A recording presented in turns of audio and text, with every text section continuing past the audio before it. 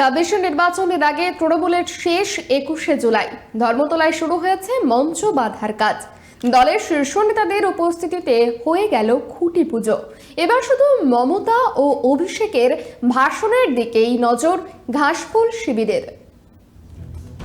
এগিয়ে আসছে পশ্চিমবঙ্গে বিধানসভা নির্বাচন। চতুর্থবার তৃণমূল সরকারের ক্ষমতায় ফেরার সুযোগ। তার আগে 21শে জুলাইয়ের মঞ্চে সেই অর্থে লড়াইয়ের সূচনা হওয়ার বড়সড় সম্ভাবনা। আবার 26-এর বিধানসভা ভোটের আগে তৃণমূলের এটাই শেষ 21শে জুলাই। মেগা চমকের অপেক্ষায় ঘাসফুল শিবিরের সমর্থকরা। তৃণমূলের শহীদ দিবসের সভাকে কেন্দ্র করে ধর্মতলায় জোর কদমে শুরু হয়েছে প্রস্তুতি। আয়োজনও হচ্ছে বিশালভাবে।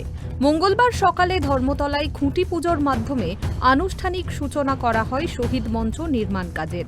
অনুষ্ঠানে উপস্থিত ছিলেন দলের রাজ্য সভাপতি সুব্রত বক্সী, সহসভাপতি জয়প্রকাশ মজুমদার, সাংসদ সায়নী ঘোষ সহ বিধায়ক, কাউন্সিলর ও নেতাকর্মীরা।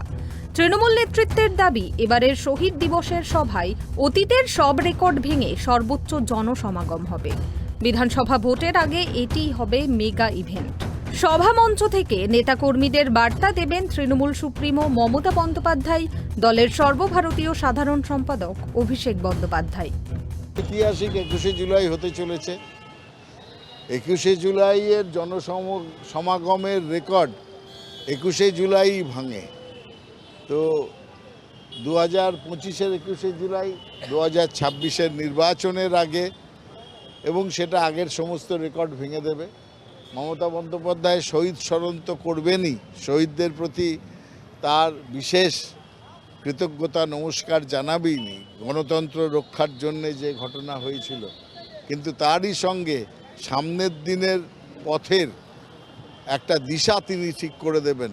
কারণ ভারতবর্ষে যেভাবে নতুন করে গণতন্ত্র ধ্বংস করার উদ্যোগ নিয়েছে বিজেপি, তার বিরুদ্ধে লড়াইয়ের দিশা মমতা বন্দ্যোপাধ্যায় আবার দেখিয়ে দেবেন। 2026 বিধানসভার আগে শেষ 21শে জুলাই, এবং 2026-এ যখন মমতা বন্দ্যোপাধ্যায় চতুর্থবারের মতো পশ্চিমবঙ্গের মুখ্যমন্ত্রী হবে, তার আগেও এটা শেষ 21শে জুলাই।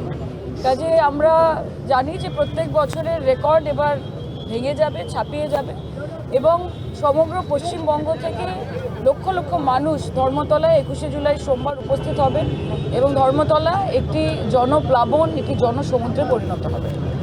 এবারের শহীদ সমাবেশ শুধুমাত্র বার্ষিক কর্মসূচি নয়, 2026-এর ভোটের প্রস্তুতির সূচনাও বটে। সেই বার্তাই পৌঁছে দেওয়া হবে বিশাল জমায়েতের মাধ্যমে। তারপরেই নির্বাচনে ঝাঁপাবে দলীয় নেতাকর্মীরা। এটাই হবে তৃণমূলের নির্বাচনী লড়াইয়ের সূচনা, এমনই মনে করছে রাজনৈতিক মহল। Bureau report, tribe TV Bangla.